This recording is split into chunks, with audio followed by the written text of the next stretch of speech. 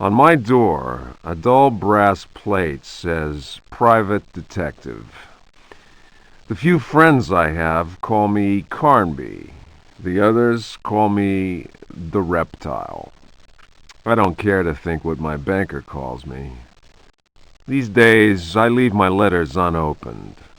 Bills and threats to send in the receivers just ruin my day. When an antique dealer called Gloria Allen contacted me, I slipped into my best shirt, holstered my .38, and got to her shop as fast as I could. I was expecting something sordid. Blackmail, probably. Boy, was I wrong. What I was asked to do was visit a property called Derceto and find a piano in the loft. It was an old piano with secret drawers. The kind people who buy stuff in antique stores go crazy over. The Derceto house is supposed to be piled high with classy junk. Furniture, books, paintings. It looked like whoever owned Derceto was about to get cleaned out. I was going to bring up the subject of money when Gloria Allen handed me $150 and a key. I kept myself from grinning at the thought of my banker's surprise. He doesn't like his victims getting away. I looked over a copy of the police report. The former owner of Derceto, a guy called J. Hartwood, had hanged himself in the loft. The coroner concluded it was a clear-cut case of suicide. I promised Gloria Allen I'd give the place a look over. My report will be ready in a couple of days. I've been reading up on the history of the old house.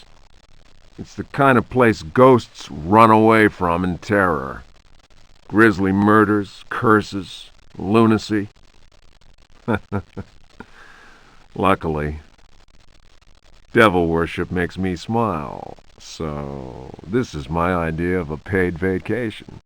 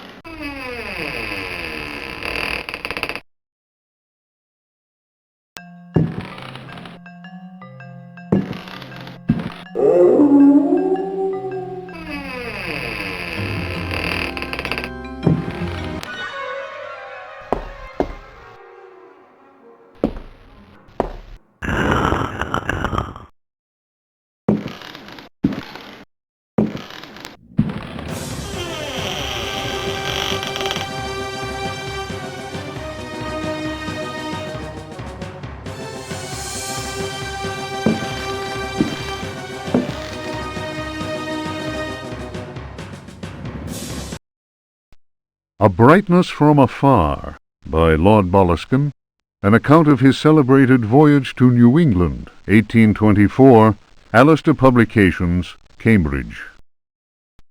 Following a splendid journey, the sunny harbour came into sight. The locals were much impressed with one's arrival in their midst. One had time to sketch several of them and notice signs of degeneracy. Some children showed one their queer hands that would inspire uneasiness. Upon the promise of a few coins, a child has undertaken to reveal to one a most prodigious phenomenon of a natural order.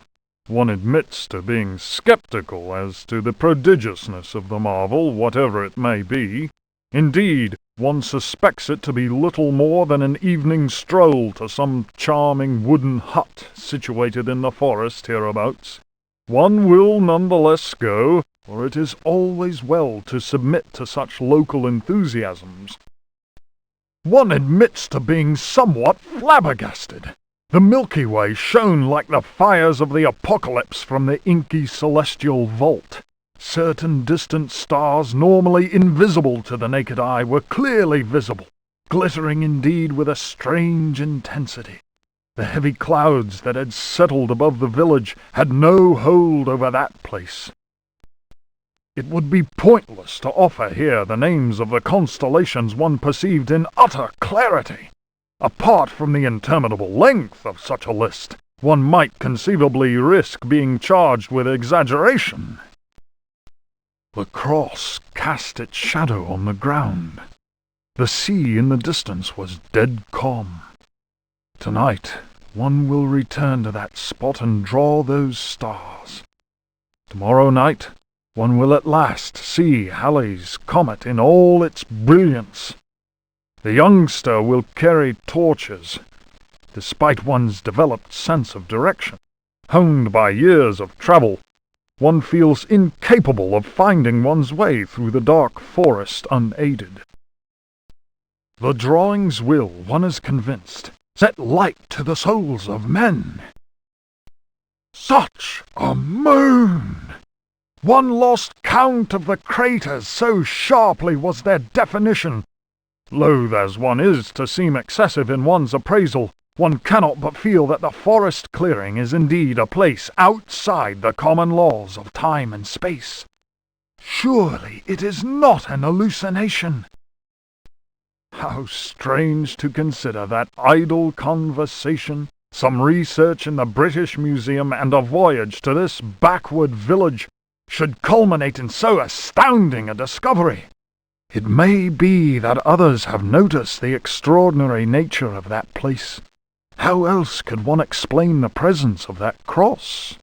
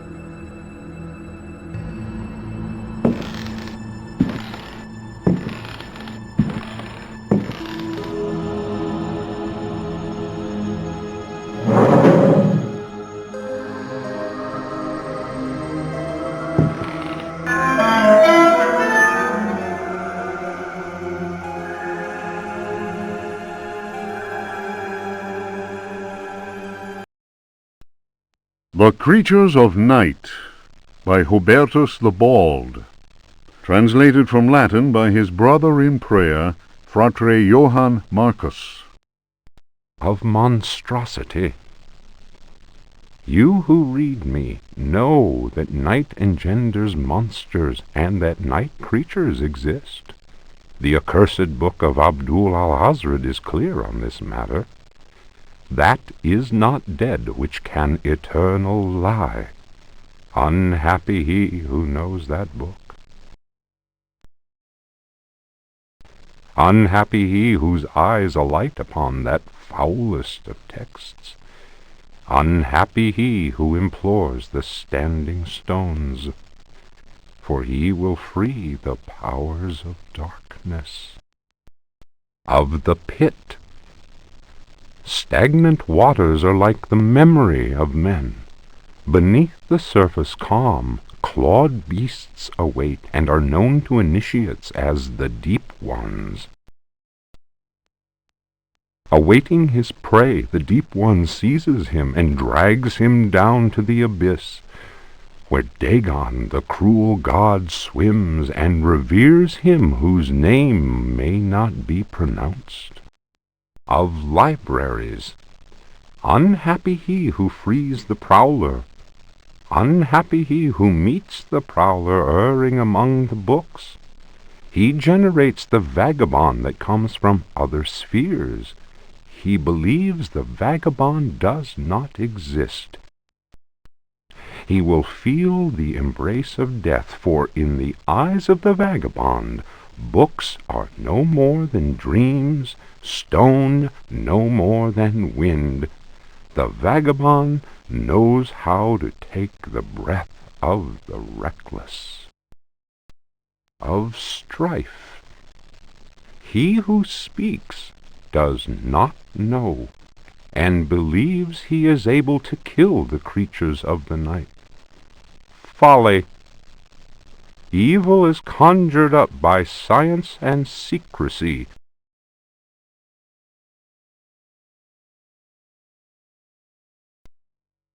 He who prowls among books will perish by the blade.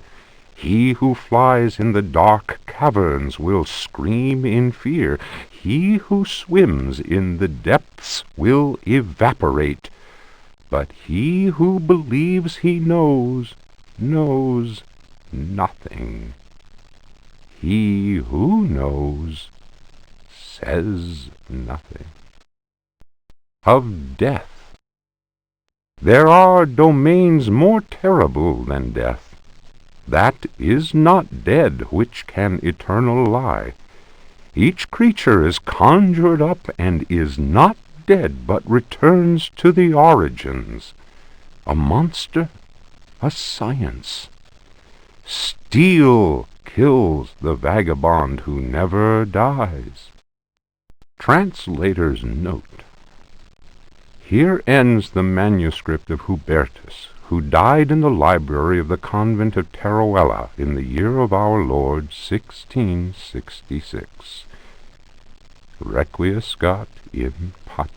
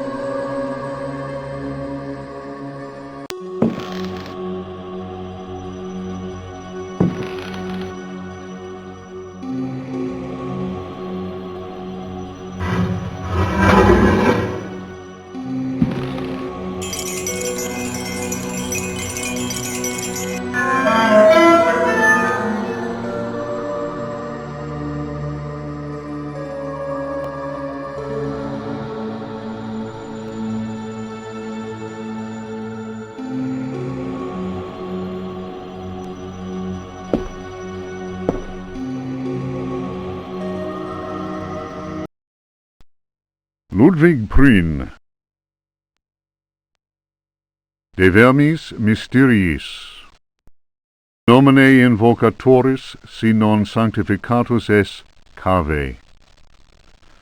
De vermis mysteriis non absolvo folem legendum fatum et eum versus. Tibi magnum innominandum signa stellarum nigrarum et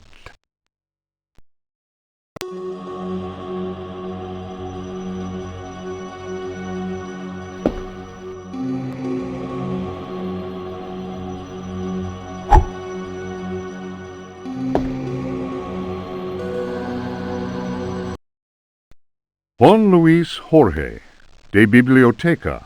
Reflections on the power of the verb in certain texts. Archaeos Publications, 1919, Stafford. Translation does not alter the occult power contained within such forbidden texts. The malevolent energy is in no way diminished. The spell must be cast aloud and clearly, in certain languages or little-known dialects. Maglafar Fatang. The reader will understand that, in the light of these revelations, I would be foolhardy to continue quoting from the text I have before me. If spoken aloud in its entirety, it would surely awaken powerful and malignant forces. I will go further and say that simple reading of some of the more technical passages describing specific practices is in itself a perilous exercise. The ill-prepared reader can easily fall prey to attacks of demented hysteria, not unlike those described in cases of individuals said to be possessed by evil spirits. I recommend the study made by Zempf, Urbain, Grandier, and Loudon, and the reports made by the Reverend Richard Price concerning a number of astonishing, to say the least, exorcisms carried out in a parish near Providence. Given what I have written, we must be grateful to the librarians of the British Museum, who have never allowed consultation of the work of Al-Azib's startling work, the infamous Necronomicon. Copies of that work do exist, in spite of the zeal of book-burning inquisitors. For proof, we need look no further than the British Museum, of course, and the sealed archives of the Miskatonic University in Arkham. Other examples of books whose evil can be unleashed by any thoughtless reader are von Jutz's von Unersprechlichen Kulten and the abominable De Vermis Mysteries by Ludwig Prien, whose sordid death should be a lesson to all those tempted by a study of the occult.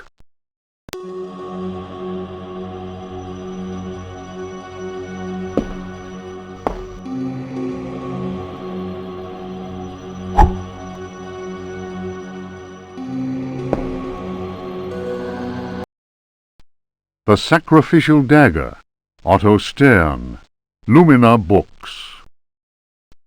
The importance placed on ritual sacrifice is constant in religious cult practice. Propitiating the gods is a theme common to many religions. The Old Testament affords many examples. Primitive polytheistic belief systems integrate sacrifice in their rituals as part of the recurrent process of reaffirmation and, naturally enough, group cohesion. The members of their social and religious community come together in an act of purification and atonement. It would be erroneous to imagine the act of human sacrifice linking priest, offering, and God, C.F. Manzetti's stone cults, as anything less than a vital focusing of the group's faith. The act also ensures the continuing appeasement of the god, but only if practiced by a recognized officiating priest using the appropriate instrument. Studies made concerning primitive religious groups bear witness to the central role of sacrifice in living ritual. My own work in the field of ethnopsychology brought me into contact with a sorcerer living in the region of Arkham. He introduced me to the rite of steel, linked to a ceremony known as adoring the black goat of the woods with 1,000 youngs. The god being adored is known as the vagabond. Here, the dagger's role, which allows the life breath to pass from one dimension to another, is essential. The vagabond is a frightening figure, being able to move where he wants and to kill those who have displeased the goat god, for whom he acts as a go-between. The goat is clearly a fertility god. The priest, having spoken the invocation, must choose the appropriate dagger for the sacrifice. The knife with a sinusoidal blade that must be dipped 7 times, on night when the moon is full, in water that has been distilled 100 times, will be laid aside, since it would send the vagabond back into his own dimension. See illustration. The priest will rather choose the dagger with a curved blade. That is more appropriate for slitting of the lamb's throat.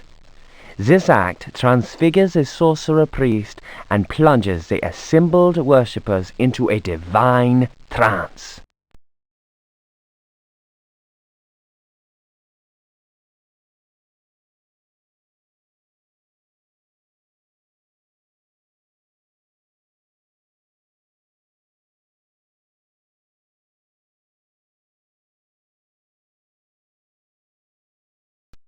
The Book of Yael, Signs of Stone, Eucharistic Rituals of Forbidden Cults.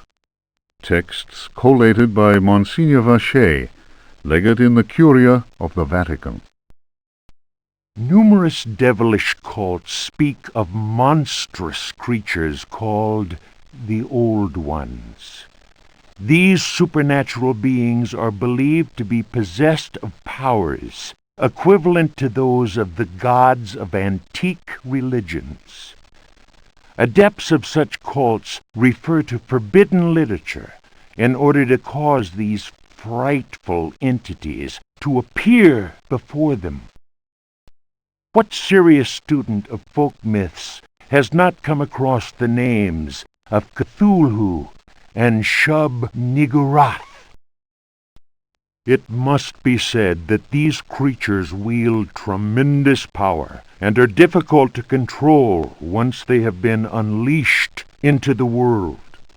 Those who serve He who goes in shadows protect themselves with signs of stone carved into the walls of houses or engraved on various objects. For those misguided servants of evil, the best protection appears to be that afforded by the sign of the most ancient gods, engraved in Manar stone, a heavy material said to be disagreeable to the touch. The sinful practices of those who fall into such errors can only lead to the darkest of despair, and are a mortal danger to the soul. Such monsters as those invoked by these foolhardy individuals are engendered when reason drops its guard. Man is easily tempted into perversion. It is why we must forever remain alert and renounce Satan with each breath we take. His ways are infinite in number.